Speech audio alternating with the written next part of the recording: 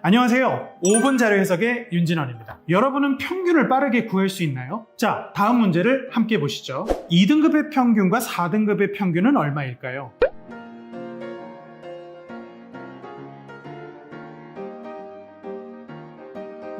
구해보셨나요? 근데 전 구하지 않았습니다. 왜냐고요? 자료 해석에서는 이런 것을 물어보지 않거든요. 여러분, 자료 해석은 객관식 시험입니다. 그럼 자료 해석에서는 문제를 어떻게 낼까요? 자, 함께 보시죠.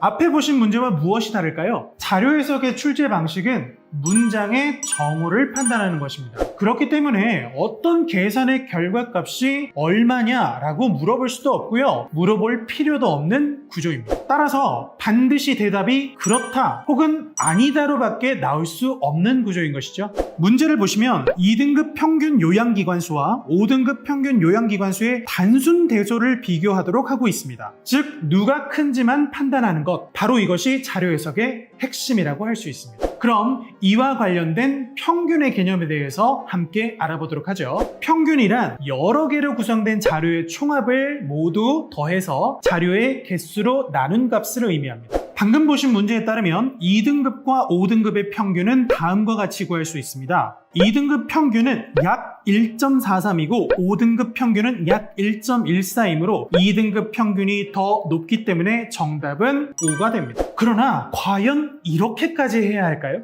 문제는 단순히 2등급 평균 요양기관수가 5등급 평균 요양기관수보다 큰지만을 묻고 있습니다. 그럼 정말 이것만 판단하기 위해서 필요 없는 정보는 다 쳐내고 가장 빠른 방법을 통해 해결해 보도록 합시다. 평균은 자료의 총합을 자료의 개수로 나눈 것입니다. 그런데 방금 보신 문제에는 굉장히 중요한 힌트가 숨어 있는데요. 바로 자료의 개수가 같다는 것입니다. 자료의 개수는 지역의 개수와도 같습니다. 지역이 몇 개인지 세볼 필요가 있을까요? 표의 구조상 2등급과 5등급의 지역수는 같을 수밖에 없습니다. 그럼 결국 평균의 크기는 자료의 총합에 의해 결정된다는 것을 확인할 수 있겠죠. 그런데 출제자는 이미 알고 있었던 걸까요? 이 표에는 자료의 총합을 맨 아래 칸에 친절하게 제시하고 있는데요. 2등급의 총합은 10, 5등급의 총합은 8로 제시되어 있습니다. 자료의 개수가 동일하고 자료의 총합은 2등급이 10 그리고 5등급이 8이라면 자료의 총합은 2등급이 더 크기 때문에 평균 역시 2등급이 더 높다라고 할 수도 있겠죠. 저는 이 문제를 풀기 위해 각 등급의 구체적인 평균값을 구하지는 않았습니다. 자료 해석을 어려워하는 대부분의 수험생들은 바로 이 부분을 확인해 보셔야 합니다.